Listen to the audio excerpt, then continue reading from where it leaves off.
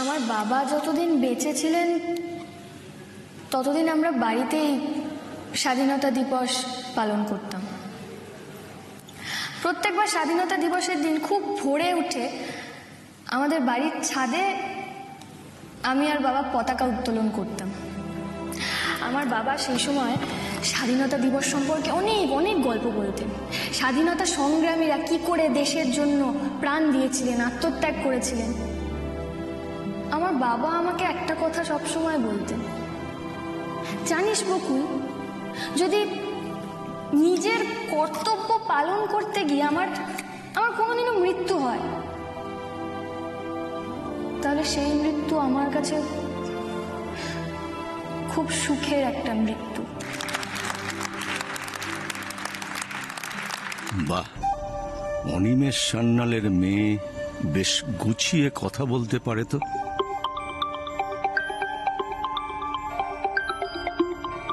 আরে সবর কেন এখন আমায় ফোন করছে? যে সমস্ত নাগরিকরা দেশের জন্যে জান প্রাণ ঢেলে কাজ করেন, তাদের কাছে এই অন ডিউটি মৃত্যু একটা মেডেলের মতো। আমার বাবা যখন এই কথাগুলো বলতেন, বাবার মুখটা আমি দেখতাম, উজ্জ্বল হয়ে উঠতো বাবার মুখটা রীতিমতো। আমার বাবা সবসময় একটা অপরাধ মুক্ত, দুর্নীতি মুক্ত একটা ভারতবর্ষের স্বপ্ন দেখেছিলেন।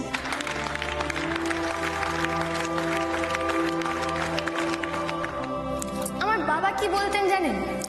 যে কখনো অপরাধীকে নয়, অপরাধকে ঘৃণা করো। আরে তোর ফোন কেটে দিচ্ছি দেখছি, তাও কেন বারবার কল করছে?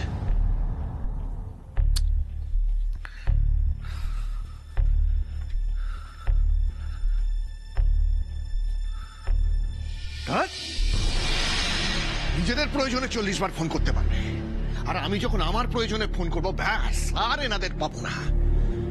এই রজতব রক্ষিতের মতন পলিটিশিয়ান গুলো হচ্ছে 2 নম্বরই, দুমুখ। এরা নিজেদের সাথে সবকিছু করতে পারে। ঠিক আছে, আমারও দিন আসবে, সময় আসবে। এই তো সামনে আসছে ইলেকশন, তখন তো এই সমর রায়ের মতন বিজনেসম্যানদের তোমার লাগবে। এসো এসো, তখন হাত পাততে ভালো করে দেবো তোমাদেরকে। আমরা সবাই তো সাধারণ মানুষ, আমাদের সবার মধ্যেই তো ভালো মন্দ সব মিশিয়েই তো আমরা মানুষ। যেই দিন আমরা সবাই আমাদের ভেতর থেকেই খারাপটাকে বের করে দূরে সরিয়ে দিতে পারবো, সেদিন আমরা প্রকৃত অর্থে মুক্ত হব, স্বাধীন। আমার তো ভাবতেই ভালো লাগে যে অনিমেষ সান্যালের মতো একজন পুলিশ অফিসার আমার বাবা।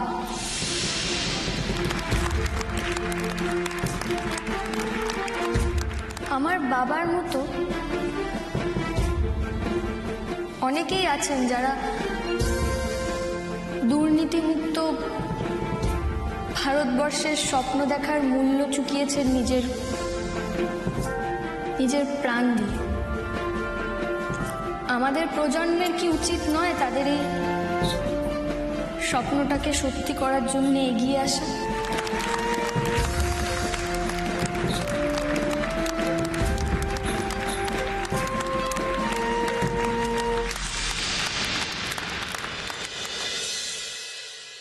এটা কি?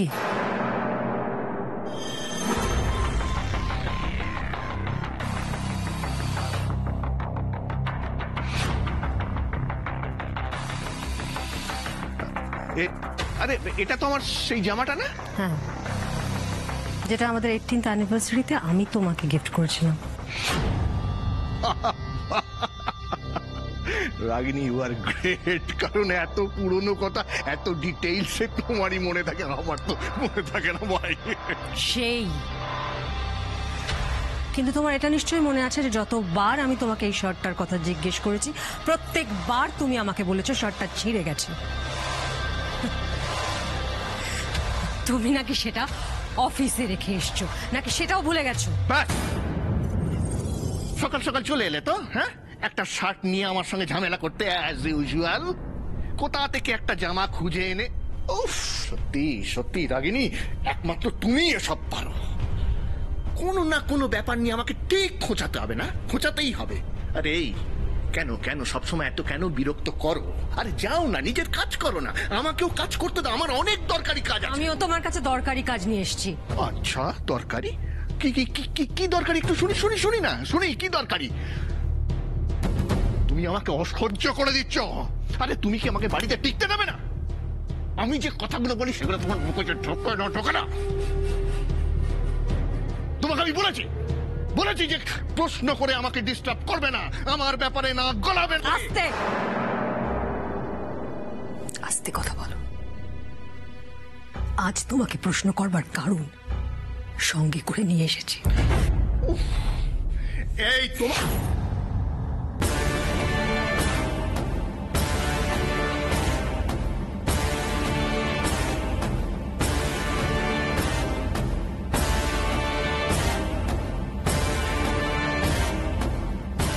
এটা কার রক্তের দাগ সমর?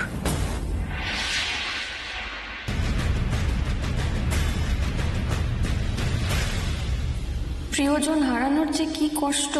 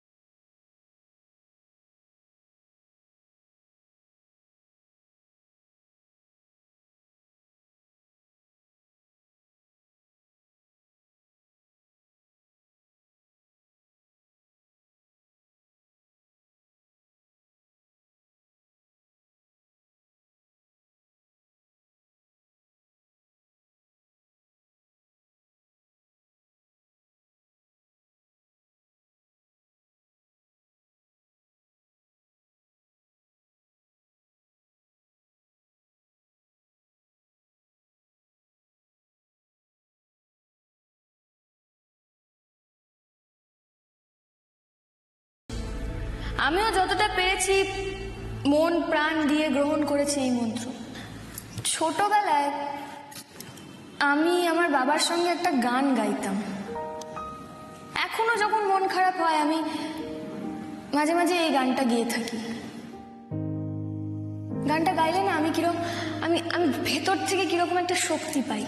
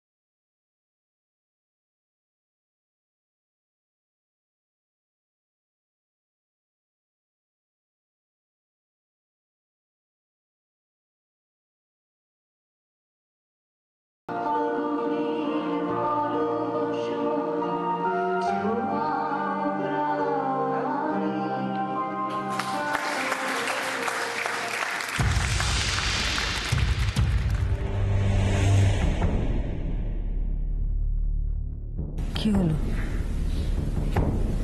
বললে না তো এই রক্তের দাগটা কার? আমি মানুষ খুন করেছি রাগিনী,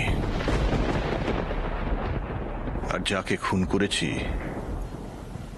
এটা তার রক্তের দাগ।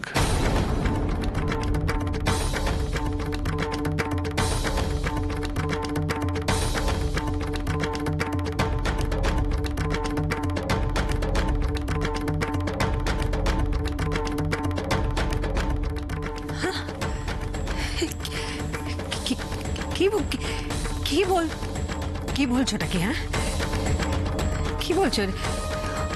হতেই পারে না, হতেই পারে না। আমি কেন? আমি করতে পারি না? তুমি তো সত্যিটা জানতে, এখন আমি বললাম, তাও বিশ্বাস করছো না কেন? না না না, এটা তো আমি ভাবিনি। কি বলছো ওটাকে? আমি আমি আমি আমি বিশ্বাসই করি না। কি বলছো? আমি আমি বিশ্বাস করি না যে আমার সমর কাউকে খুন করতে পারে।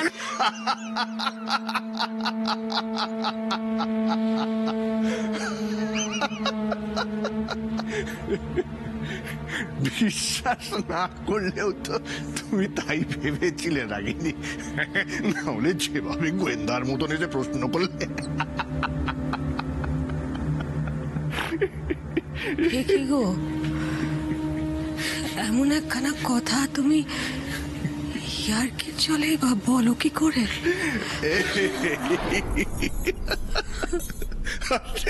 আমি তো এইরকমই, তুমি জানো না? জানো না? এই এই এই এই এই এই শোনো না, শোনো না, তোমার দুটো পাঠ পড়ি। আমার আমার আমার বলো না প্লিজ, আমার বলো। ওই যে রক্তের দাগটা, ওটা কিসের গো? হ্যাঁ, ওটা কিসের বলো না প্লিজ। মানুষের।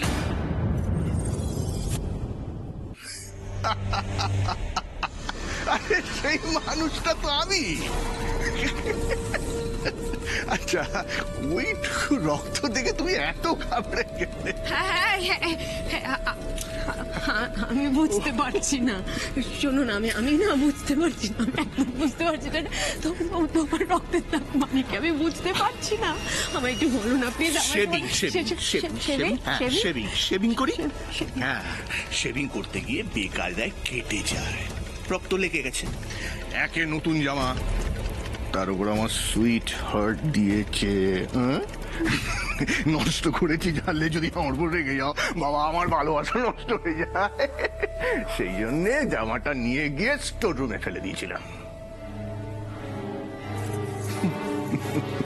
ওকে, শুনছো?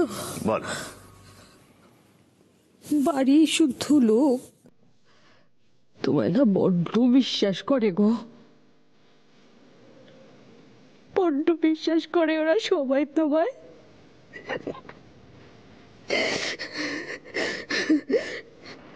তোমায় তোমায় একটা রিকোয়েস্ট করবো? হ্যাঁ, রাখবে গো? হ্যাঁ প্লিজ প্লিজ, এমন কিছু করো না যাতে এই গোটা বাড়িটার সব কটা মানুষ, ওদের বিশ্বাস ভেঙে যায়, ওরা ওরা কষ্ট পায়। এমন কিছু করো না লক্ষ্মীটি, এমন কিছু।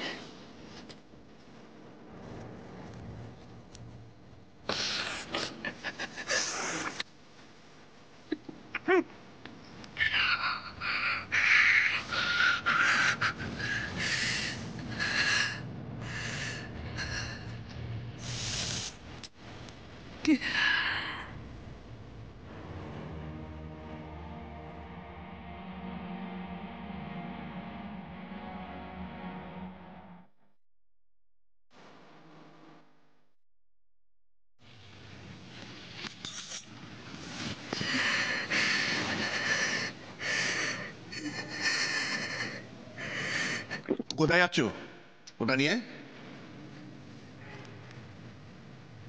কেন?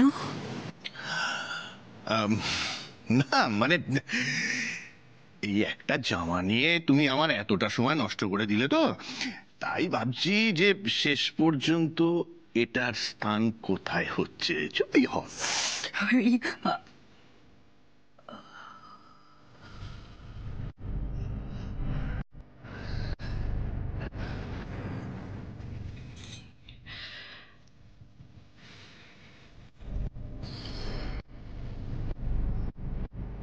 আমার মনে হচ্ছে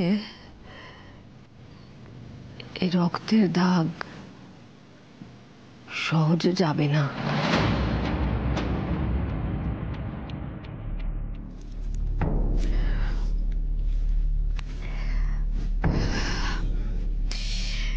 তা এটা তুমি যেখানে রেখে এসেছিলে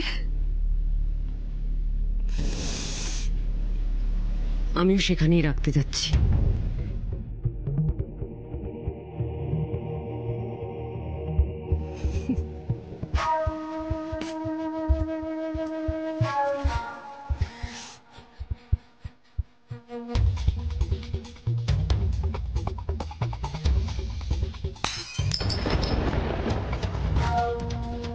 এত বড় একটা ব্লান্ডার আমি করলাম কি করে? এত বড় একটা প্রমাণ অজ্ঞাত। না না না, ওই ওই শার্টটা আমাকে খুঁজে নিয়ে আসতেই হবে। যেভাবে হোক ওটা সরিয়ে ফেলতেই হবে, অন্য কারোর চোখে পড়ার আগে। না হলে সর্বনাশ হয়ে যাবে সমর, সর্বনাশ হয়ে যাবে।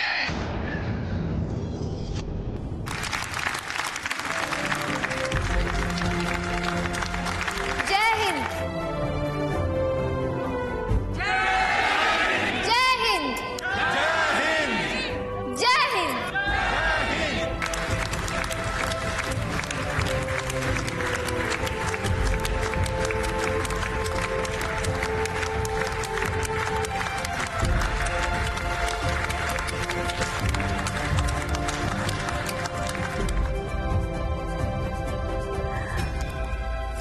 আর কেঁদো না ঠাম্মি, আর কেঁদো না। ঠাম্মি আসুন, এখানে বসুন বসুন। এইবার দেখুন তো আপনার ছেলের কত সম্মান, সবাই কত ভালোবাসে আপনার ছেলেকে, আর আপনি এখানে চোখের জল ফেলছেন। একটু হাসুন হাসুন। এবার আমরা মঞ্চে ডেকে নেব প্রয়াত ইন্সপেক্টর শ্রী রতন দত্তের বাড়ির লোকদের।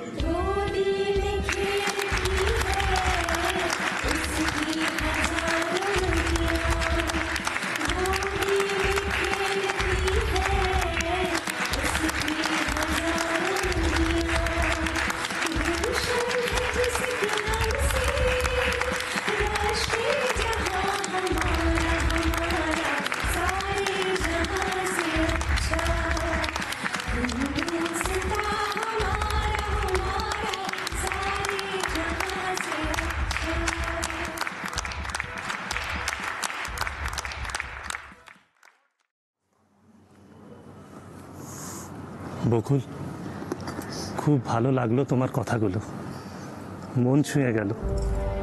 তুমি একদম ঠিক কথা বলেছো, সত্যি তো তোমার বাবার মতো মানুষদের একদিন কেন প্রত্যেক দিন মনে রাখা উচিত। আর ওনাদের মতো মানুষ ছিলেন বলেই তো পৃথিবীটা এখনো সুন্দর। আপনাদের এই উদ্যোগও খুব প্রশংসনীয়, সত্যি তো। এইভাবে এনাদেরকে কে সম্মান জানায় বলুন? আমার এখানে এসে কিন্তু খুব ভালো লেগেছে।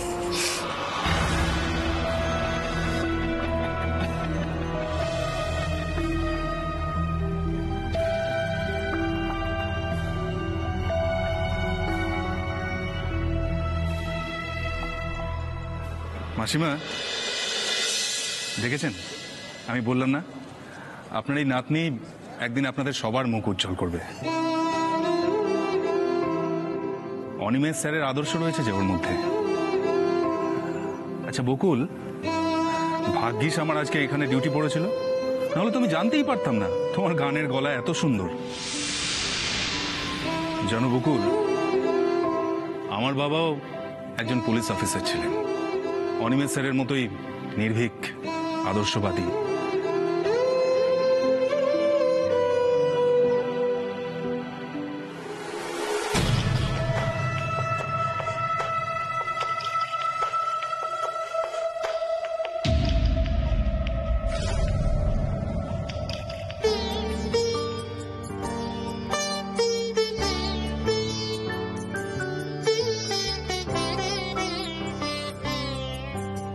বকুল, তোমাদের মতো ছেলে মেয়েদেরই তো আমাদের ফোর্স জয়েন করা উচিত, এরকম সৎ আদর্শবাদী। ও, আপনি শুধুমাত্র আপনাদের ফোর্সের কথা চিন্তা করছেন ইন্সপেক্টর বৈদ্য? কেন, আমাদের মতো কাজে কি বকুলের মতো মেয়েরা লাগতে পারে না? অবশ্যই অবশ্যই, সব জায়গায় ওদের মতো ছেলে মেয়েদের দরকার আছে। বকুল, আপনি তো দেখছি আজকের অনুষ্ঠানের অ্যাকচুয়াল স্টার।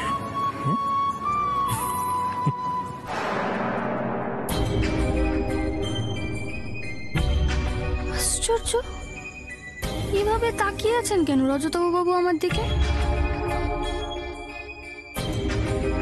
উনি কি আমাকে চেনেন? তাই বা কি করে হয়? টিনার কাছ থেকে কিছু শুনেছেন?